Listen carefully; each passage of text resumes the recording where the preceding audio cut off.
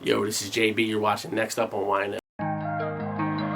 Poppin' shit, Balenciaga, yeah, I'm the shit, I'm the topic, yeah. Don't get like Rapunzel, make sure my heart never fades. Singing to the thunder, Singing to the thunder, staying strong through the rain. Switched up for that bag, but can't get mad cause I won't change. Photo made black jag as I smash through the lanes. I know that shit sad, but I fall back cause all it lame. Poppin' shit, loving how you looking, all that Dior. Me is blood. Yo, it's your boy T. Welcome back to another episode of Next Up on YNL. We here with the one and only JB, also known as Justin B. How you doing today? Good, how you doing? I'm good, man. So how's your day going so far, man? Walk us through your day. It's going great. Just been working on making samples throughout the day, just chilling. Amazing. What's your favorite part about being a producer? Let's start from there. My favorite part about being a producer, I would have to say, is like the whole process of creating. You know what I mean? I love being able to sit down and make something new every day and, you know, have different results. You know, your mood, determining moods and all that different stuff for your vibes. But yeah, I would say that, and collaboration. I love working with people. Is that where you would say you get your inspiration from? I mean, yeah, that's a big part. So like, producers, a lot of times we send stuff back and forth. We work on different stuff together. That's a big part of inspiration as well. Who is Justin B? Walk us through, like, who are you as an artist and a producer? I'm just the average guy, man. Chasing my dream, you know? Amazing. That's it. Like, pretty much just, you know, I've always loved music since I was young. That's great. So it's been a passion. So it's easy to chase your dream when you're doing what you love. Yep. So talk to us about a typical session. Like, what's a typical session for you? What is it? Most of the time, a typical session is like not really cooking up live. A lot of times, like, just play beats, and for artists, and whichever ones they like, they can hop on or take for later. But that's pretty much it. So walk us through the paperwork. Like, what's that like? Like, I feel like most of the people don't know what it's like to really work with a big name artist. So what's involved in any of that? Paperwork is paperwork. I mean, you can either get it before the song drops or after, and sometimes you can get it and doesn't even mean it's even going to particularly come out. You know what I mean? This timing's everything, and you know, stuff can happen last second where they can end up pulling the song off the album, which happened like with my Drake song that I had. Yeah, which we're about to talk about later. Save that for later, most definitely. But yeah, that's the paperwork's it's pretty simple. Okay, awesome. I mean, we get the lawyers help us look over all that stuff. Yeah, so, obviously, which is good. You want to have somebody that's professional, that knows what they're looking at. So you've been able to work on projects such as Soulfly as well and Cold December. How is that? Cold December is, you know, that's my biggest song. Yeah, 100%. On you know, my catalog. But that was dope. I mean, they sent the sample over, the idea over the sample. I cooked the drums on it. We sent it over and got it back like in a few hours. Oh wow! In a finished product. Oh wow!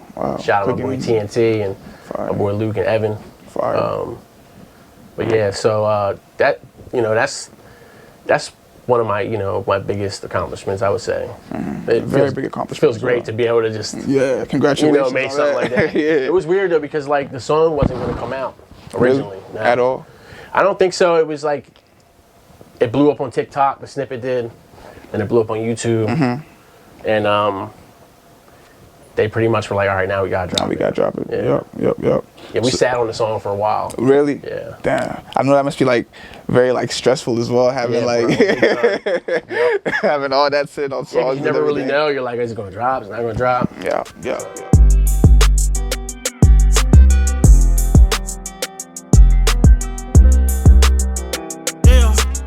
It's safe to say I've been this way since I was 18. The same night I fall in love, I feel it fading. Who can you love, who can you trust? Not at your mainstream. Don't want no love, don't got no trust, I feel me changing. Time I think about my high school sweetheart. But times change, people change and grow apart. I felt so hard and fast with D, I wanna start a family. She sure resent me, she got pregnant and she felt abandoned. That shit with what's her name was faster than I had planned it. She was away from San Diego, living in Miami. We caught a flight to Puerto Rico, she was sweet as candy. She just ain't know she had my heart before the plane landed. And by the time I got home, I just wanted to be alone. I met Brianna through Kiara, they were the best of friends. She turned her head and we moved up just like the Jeffersons. I need your heart each and every day.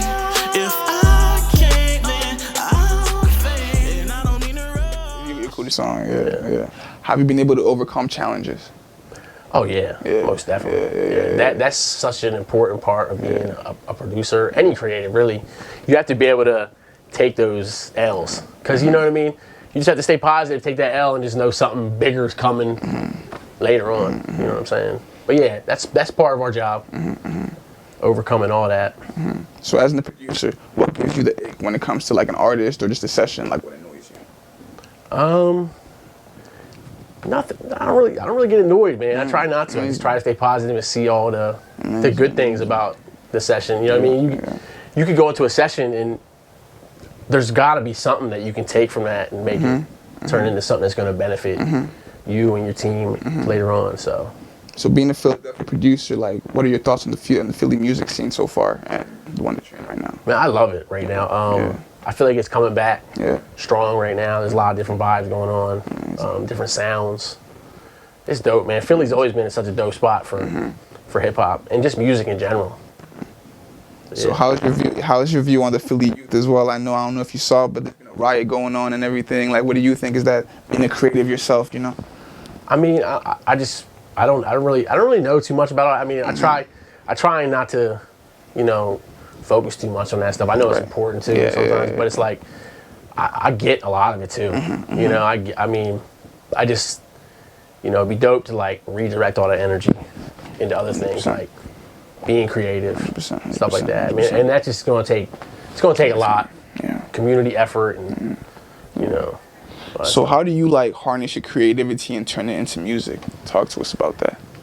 I don't really know how to answer that. I mean, so like basically, I mean, I could wake up with an idea, and then just plot it and then work on it later. A lot of times I wake up with an idea and just hop right on the computer and start working on it. Or grab my guitar and start working on it. But it's like, it just really depends on my mood, what I'm into, what I'm feeling like that day, that time. But I guess it's earlier too, like collabing with other people. That's really a good drive for being creative. And it's inspiring too. It is. You get different stuff. People say different. Everybody makes something different. Everybody's got like a sound for the most part. For sure. So when you combine them and you work with a bunch of different people, that's how you really make something special. So talk to us about Pop and Shit. I know you were able to work on that as well. What went into that? Oh yeah, that's one of my favorites too. I just cooked the beat one day and with my boy TNT, and Red John, the producer, and I think the other dude's name is Jay Kai. But they made the guitar, me and TNT did the rest, and we sent it over, and they loved it as soon as they heard it. It was like one of those ones. Yeah, I had to make a couple changes on the mix, and then we sent it back, and it was dope. And we saw the snippet. He had his girl singing on the intro. Fire. So that's one of my favorite beats. Too. Crazy beat. It's just simple, and it's just melodic, and it's got nice bounce. So you talk about collaborations a lot. So like, what does a team mean for you? Being able to work in a team, because I know we are here with Taste Creators as well. What does that mean? Teamwork is everything for real. Yeah. I mean, everybody knows you can't just do it all by yourself. Yeah. Having a good team behind you, it's so important. Even multiple teams. Like I consider myself a part of multiple teams. Fire. You know what I mean? Taste Creators is the home team here, and but I have multiple other teams as well that I work with. But yeah, you need everybody plays their part. 100%. Any plans for the future?